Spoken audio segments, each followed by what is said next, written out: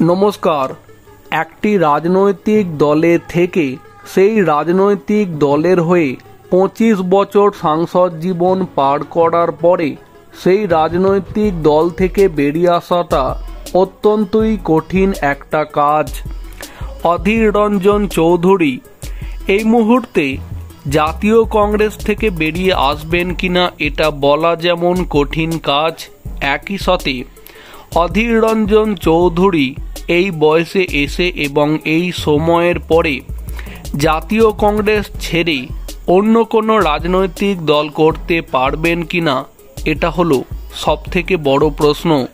তবে প্রশ্ন এটাও, যদি এর পরেও অধীর রঞ্জন চৌধুরীকে জাতীয় কংগ্রেসে থাকতে হয় তাহলে অধীর রঞ্জন চৌধুরী আর কতটা সামনের দিকে যেতে পারবেন এটা নিয়ে যথেষ্ট সন্দেহ থেকে যাচ্ছে।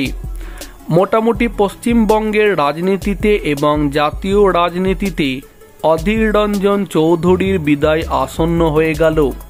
এবার পশ্চিমবঙ্গ প্রদেশ কংগ্রেস সভাপতির পদে 4 জন নেতার নাম সামনে আসছে।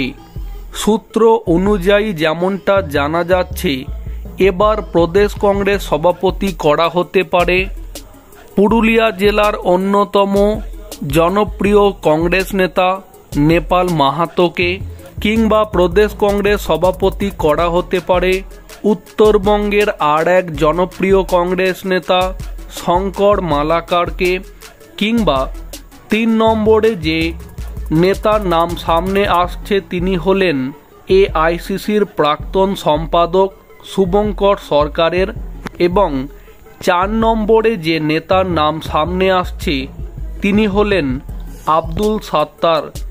এই 4 জন ব্যক্তির মধ্য থেকে কোনো একজন ব্যক্তিকে জাতীয় কংগ্রেস প্রদেশ কংগ্রেস সভাপতি হিসাবে ঠিক করতে পারে। তো প্রিয় দর্শক বন্ধু, যদি এই 4 জন ব্যক্তির মধ্য থেকে কোনো একজন প্রদেশ কংগ্রেস সভাপতি হয়ে যান তাহলে সেক্ষেত্রে আগামী দিনে এর পরেও এতটা লাঞ্ছিত এবং এতটা ব্যাকফুটে চলে যাওয়ার পরেও অধীর রঞ্জন চৌধুরী কি আদেও আর কি জাতীয় কংগ্রেসে পড়ে থাকবেন? প্রিয় দর্শক বন্ধু, এই বিষয়ে আপনাদের মতামত কমেন্টে জানাতে পারেন। ভিডিওটিকে সম্পূর্ণ করে দেখার জন্য অসংখ্য ধন্যবাদ।